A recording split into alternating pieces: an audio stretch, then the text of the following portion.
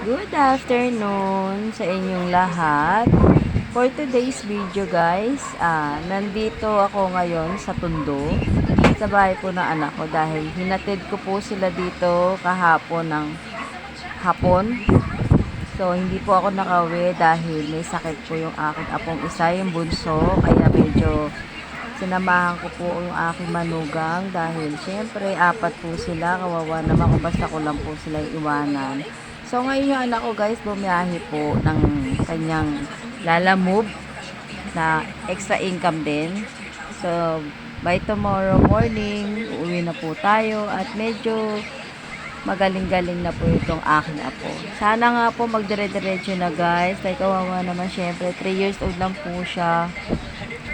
May lagnat po. Tumabot po kasi ng 40 ang kanyang temperature. So, ito naman po kahit po ganun man sakit niya guys, ang lakas po na resistensya niya. Naglalaro pa rin. Pero ngayon guys, ito katabi ko siya natutulog. Pero, syempre, kahit papano, nakakaawa kasi pag bata po may sakit, hindi naman talaga nakapagsalita. Hindi pa niya masasabi kung ano masakit, kung ano yung nararamdaman talaga. So, kailangan po muna i-monitor. So, siguro to magdamag na to guys, mamamonitor pa po natin. Dahil syempre, puyat-puyat din na mag-asawa, kahit paano, syempre, apat po yung binabantayan, hindi naman po pwedeng isa lang ang titignan. So, ngayon, kahit paano, okay na siya. At sana po magdire-diretso pa po. So, updated lang po ito guys. At bukas na po, umamayang gabi, mag-update uli po ako sa inyo. Dahil hindi po tayo nakakapag-video